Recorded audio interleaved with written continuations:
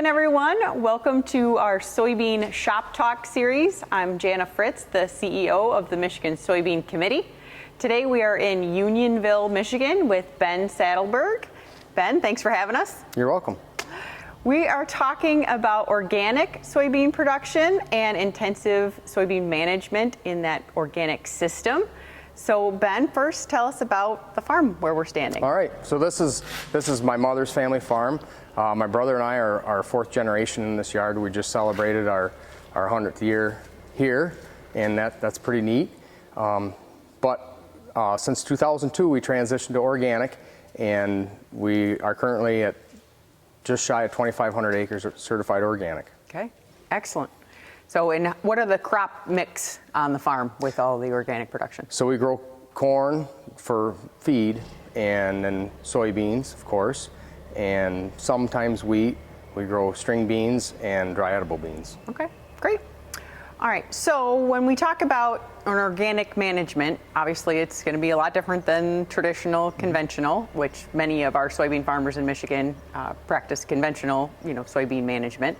But tell us about what you're doing with your soybeans. Okay, so organic crops are usually planted a little bit later because they're untreated, and that's why they put treatment on seed, is so you have a bigger window to do that. So our soybeans, we plant those first actually, and they usually go in between the first and second week in May. Okay. After we plant them, about 3 to 4 days after we plant them, if it's cool, we go through with a tine weeder, and it's a blind cultivation. Okay. And at that point, we're killing any weeds that we sprouted when we planted the beans, of course. Yep. Then we have a choice. After that, we'll say 4 or 5 days after that, we have a choice of flame burning them over top of the row before the true leaves open up. Okay. Or we can wait a couple days and tine weed them again when they're standing. Okay. Both ways are successful. It really has to deal with corn stubble in the field, because soybeans usually follow the corn. Yep. Or weed pressure and or weather conditions. Okay. Okay. All right. So then after we run that step there, then we usually go to a guided tine weed. We take a camera steer hitch. It looks at the rows with an eye, and we take a special tine weeder in there, and we gently tine weed those beans when they're very, very small. Wow. Okay? Yeah.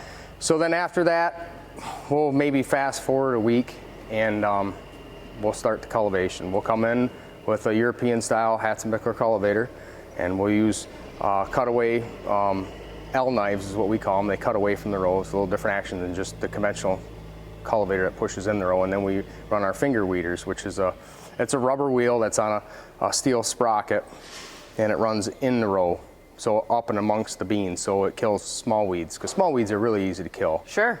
Big weeds are not. Problematic, yeah. So yeah, so we do that the first time through, and then after that we'll probably do 2 more cultivations and foliar feeding if needed. We have organic pesticides where we can get rid of our bean beetles or aphids if we run into that issue. Okay.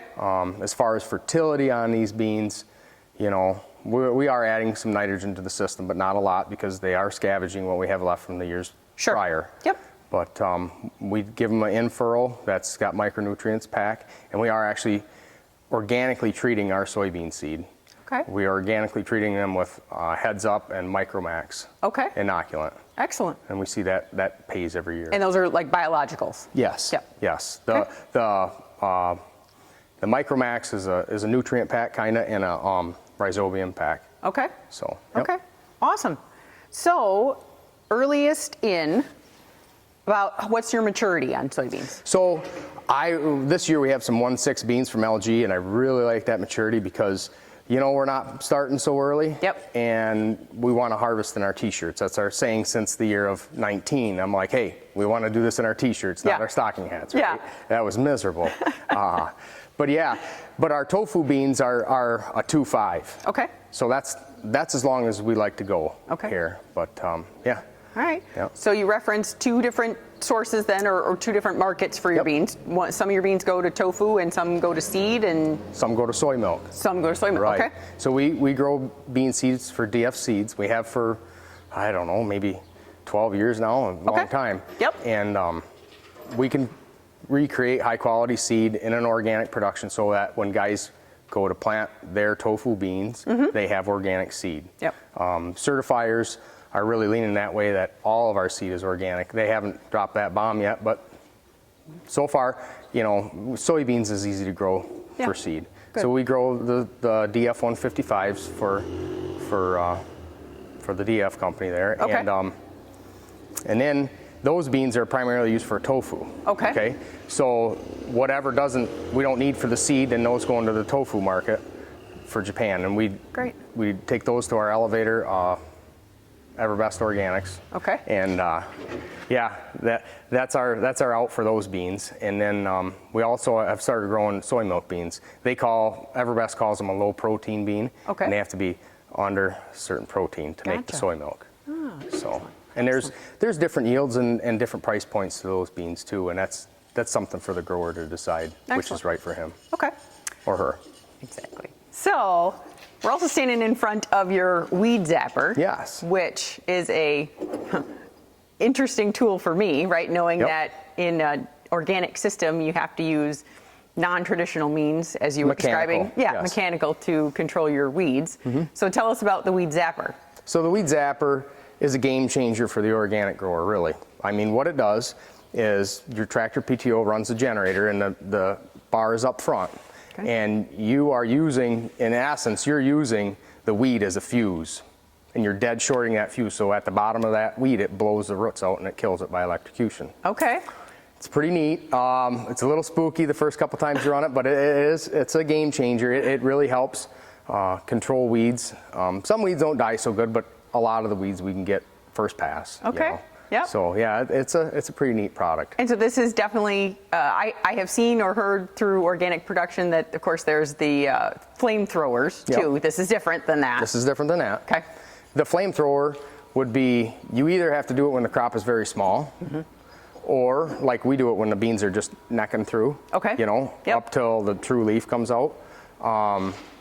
That works good, and then there are a lot of guys starting to burn underneath the leaves. When the crops get bigger, when you've got those small weeds, instead of running another cultivation, they'll run a flamethrower through and flame, and that just, it heats the weed up and explodes the cells. Okay. That's how that works. Okay. Fascinating. So, Awesome. All right, so we've got clean fields with your weed zapper and other mechanical tools. Take us through to harvest. Anything else with your organic management practices that you have to be mindful of through the harvest season, or? Well, I mean, obviously the clean fields is probably the biggest part, because that limits your harvest date. Because if you have a lot of green out there, you're going to spot your beans, especially with a large seeded tofu bean. You don't want them spotted because you're going to get docked. Okay. So with that, if you do have some weeds, then well, you'll probably have to wait for a frost, and then when you're harvesting them, I mean, you want to have your combine set up right, obviously. Yep. So you're not splitting them, because big seeded beans, they like to split. Okay. So, good point. And then really, our soybeans are not on farm storage. They go down to the plant. Yep. And we store them down there in hopper tanks, and then it's all belts. Okay. So they're not being run through augers. Yeah. Yeah. To maintain that quality and avoid the quality. Yeah. Okay. Yep. Excellent. All right. Well, great. So that's all very different from, I'm sure, a majority of our viewers. Right. The majority of our viewers are going to be, in conventional. What if someone was looking to get into the organic market, right? And there's a lot of regulations, there's a lot of certifications, there's a lot of things like that. But there's got to be an easy place to start. What would you recommend, Ben, for anybody out there that wants to maybe look at new markets for their soybeans, right, in possibly moving into an organic type system? What would be their first step or early exploration type steps for them to take? Right. Well, when we got in 2002, there was guys that have done it before. Some good friends of ours have done it. Sure. And that we use them as a reference. And that was about it. And then we started, as we were buying inputs, you start talking to this guy and to this guy, and then pretty soon you got at least a half a game plan. Yep. Now, on our farm, we do a lot of foliar feeding and obviously the treating of the seed, and the seed treater, and that's for, we have a sales company, it's called Bayshore Sales. Okay. And our logo is Farmer's Friend. Yeah. Yeah. So that's what we say. They say, well, what is Bayshore Sales? Bayshore Sales is what we wanted when we started organic. We wanted somebody we could pick up the phone and say, hey, I got Asian beetles, what am I going to do? Or aphids, or geez, why are my leaves turning this color? You're shorting this, this, and this. Right. That's what we do. We have a lot of different products to control bugs. The weeds we only have one that we can spray on weeds, but it's a total kill. Yeah. So it's really not meant for in the field quite yet. Okay. But yeah, bayshoresales.com. Okay. They could also start with a certifier. There's a handful of different certifiers that could steer them in the right way. Okay. Hopefully this year we have trade shows again. Yeah. There's trade shows across the Midwest. I wish they would have them someplace warm. You know, we all travel to this cold Arctic place to learn about farming, but yeah, and I mean, if you see a guy in your neighborhood that's organic, yeah. I mean, hey, maybe he'd be willing to talk. Learn from each other. Yeah. Okay. Yeah. Awesome. Yeah. Awesome. Well, that sounds great. Anything else that, you could relay on to our farmer viewers that, in terms of things that you guys are doing different or innovative on this farm? Like I said, we try and give our crops the most that we can. Good. We're starting them off with a good start. We foliar feed them when we're done. A lot of people say, you're organic, why do you have a sprayer? Well, yeah, we want it to be the best that we can have. Yeah. So there are ways we can push the conventional yields. Yep. So it's not like it's plant and then, oh, look at the weeds the rest of the time. Yeah. There are ways to do this. Good for you. So. Yep. Awesome. Trial and error and keep at it. A lot of testing. Lots of testing. Good. Yeah. Fair enough. Well, thank you, Ben, for your time. Appreciate you participating in our Soybean Shop Talk series. You're welcome. Thanks. If you or someone else in your home area have something innovative on their farm that they'd like to share with the Soybean Shop Talk, please feel free to reach out to our Michigan Soybean Committee office. We will get in touch with you and hopefully have you featured on a future segment. Thanks.